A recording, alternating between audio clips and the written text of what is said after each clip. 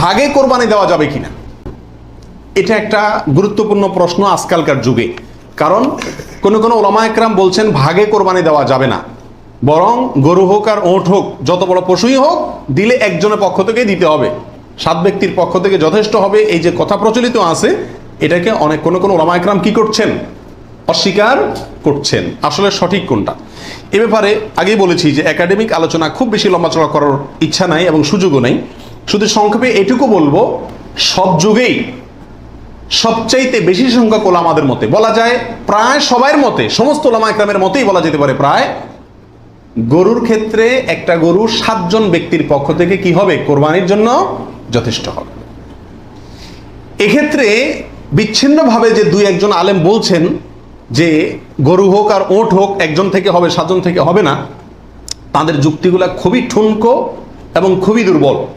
নবী আলাইহিস সালাম যে সফরে একাধিক ব্যক্তিকে কোরবানিতে অংশগ্রহণের সুযোগ দিয়েছিলেন, তারা বলেন যে এটা সফরের জন্য নির্দিষ্ট, অথচ নবী আলাইহিস সালাম সেটা নির্দিষ্ট করেন নাই, এটা ওনারা নির্দিষ্ট করছেন। নবী আলাইহিস সালামের কোনো নির্দেশ সফরে হোক, হাজারে হোক, সফরের বাইরে হোক, যে কোনো নির্দেশ সাধারণত ব্যাপকভাবেই সবার জন্য সব সময়ের জন্য প্রযোজ্য হয়, যদি কোরআন এবং সুন্নাহর কোনো বর্ণনা দ্বারা নবী আলাইহিস সালাম নিজে ওইটাকে নির্দিষ্ট না করে দেন। তিনি সফরে যদি কোনো নির্দেশ করেন, ওই সফরের বাইরের জন্য সেটা কার্যকর হবে কি হবে না? যদি কেউ সফরের জন্য নির্দিষ্ট করতে চায়, তাহলে তার জন্য পৃথক দলিলের প্রয়োজন। বিধায় এটাই হলো বেশিরভাগ ওলামা একরামের মত। বিচ্ছিন্নভাবে কোনো আলেমের মত থাকতে পারে, কিন্তু সে 1-2 জন আলেমের কথা না শুনে সংখ্যাগরিষ্ঠ ওলামা একরামের মতের উপর আমল করবেন। গরুর ক্ষেত্রে 7 জনের পক্ষ থেকে যথেষ্ট হবে।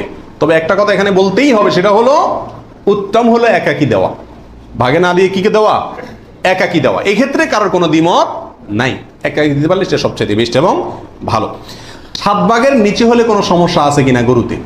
একটা গরুতে ধরেন 5 জন মিলে দিলেন, 4 জন মিলে দিলেন, 3 জন মিলে দিলেন, 6 জন মিলে দিলেন, 7-এর নিচে হলো, এটা কি যথেষ্ট হবে না কোনো সমস্যা আছে? এর উত্তর হলো কোনো সমস্যা নাই। আমাদের দেশে অনেকে মনে করেন যে গরু দিলে 7 পুরা করতে হবে, এই জন্য যখন 7-এর সংখ্যা না পায় তখন এবার খুঁজে খুঁজে অনেক মৃত মানুষকেও যোগ করে, যেভাবে হোক কি করতে হবে, 7 পুরা করতে হবে। বিষয়টা এরকম না। কোরবানির গরুতে সর্বোচ্চ 7 পর্যন্ত দেওয়া যায়, 3 জন, 2 জন, 7 জন, 5 জন, 6 জন, যে কোনো সংখ্যায় 7-এর নিচে থাকলেই কোরবানি দেওয়া যাবে।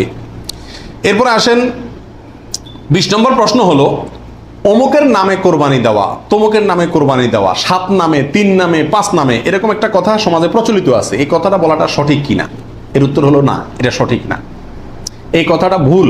কিন্তু এই ভুলটা এমন ভুল না যে ভুলের কারণে বড় ধরনের গুনাহ হয়ে যাবে, কারণ এটা বলার ভুল, এভাবে বলাটা উচিত না। কারণ কোরবানি হবে মূলত আল্লাহ সুবহানাহু ওয়া তাআলার নামে, অতএব 5 নামে, 4 নামে, 3 নামে, 7 নামে কোরবানি হয় না। নাম শুধু একটাতেই হয়, সেটা হলো বিসমিল্লাহ, আল্লাহর নামে, ঠিক না ঠিক?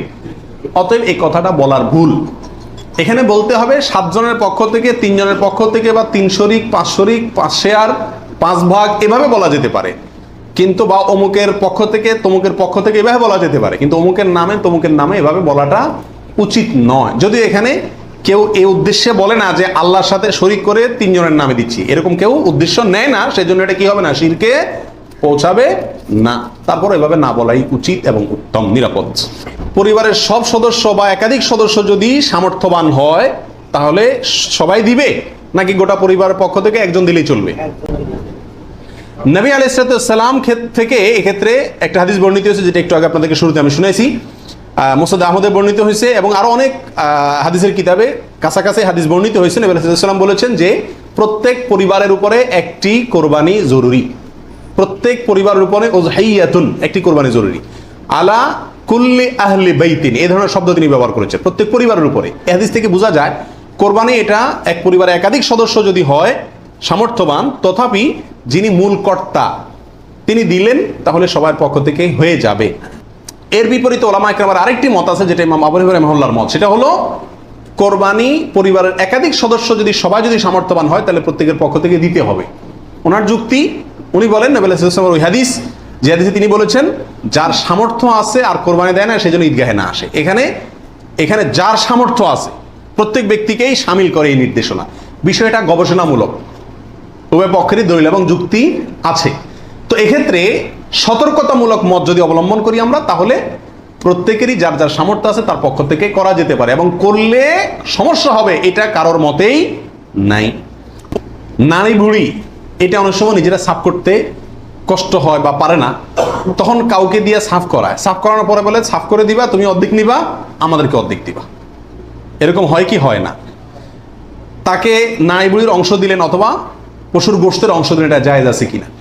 প্রাসঙ্গিকভাবে আরেকটি কথা প্রশ্ন চলে আসে, সেটা হলো যে কসাই যখন পশুকে বানায়, তো বানানোর পরে তাকে টাকার সাথে কিছু গোশত দেওয়া হয়, এবং অনেক সময় দেখা যায় যে বানানোর যে বাজার রেট, তার যে মজুরি, এটা তাইতে অনেক কমে রাজি হয়ে যায় কসাইরা। কেন? কারণ তারা জানে গোশত 5 কেজি দিলেই তো 2-2.5 টাকা এসে গেল, অতএব এক্ষেত্রে যদি আমাকে টাকা একটু কমও দেয় অসুবিধা নাই। এই ভুলটা ঘরে ঘরে হয়ে থাকে।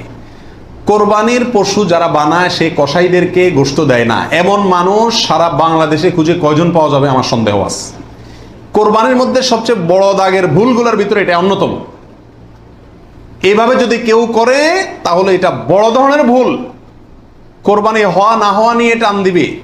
নবী আলাইহিস সালাম পরিষ্কার ভাষায় বলেছেন যে তোমরা কসাইকে, জাজ্জারকে কোরবানির পশুর কোনো কিছু দিবা না, তাকে আলাদা টাকা দিবা, তার মজুরি যেটা সেটা দিবা। কেন তাকে পশুর কিছু দেওয়া যাবে না? এই জন্য দেওয়া যাবে না যে এই পশুটা আপনি জবাই করছেন কার জন্য?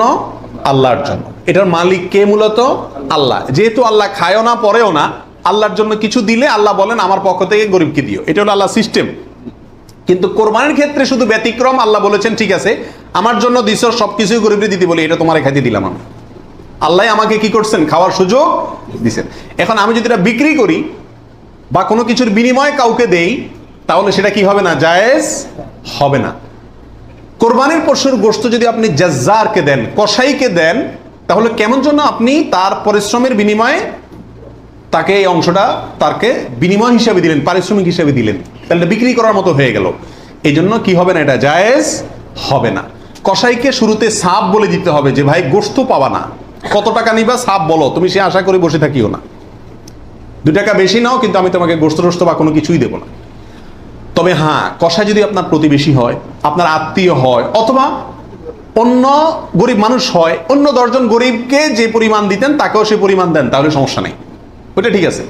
কিন্তু অন্য গরিবদেরকে দেন আধা কেজি করে, তারা দেন 5 কেজি, সমস্যা আছে। কারণ 4.5 কেজি আপনি কেন দিলেন? তাকে কাটছে সেজন্য, এটা বিনিময় হয়ে যাচ্ছে, এই জন্য এটা করা যাবে না। অতএব নারী বুড়িও যদি কেউ সাফ করে, তাকেও কি দেওয়া যাবে না? ওই নারী বুড়ির সাফের বিনিময়ে নারী বুড়ির অর্ধেক বা গরুর কোনো অংশ তাকে দেওয়া যাবে না। সাফ করলে সাফের বিনিময়ে তাকে ক্যাশ টাকা দিয়ে দিবেন। কথা বুঝতে পারছি? নারী বুড়ি যদি দিতে হয় তাহলে গরিব মানুষ হিসাবে দিলেন, সেটা ভিন্ন কথা, কিন্তু এজ এ তার কাজ পারিশ্রমিক হিসাবে কি করতে পারবেন না? দিতে পারবেন না। এটা বড় ভুলের ভিতরে একটা, এবং এটা প্রচুর পরিমাণে মানুষকে সচেতন করা দরকার ব্যাপারে।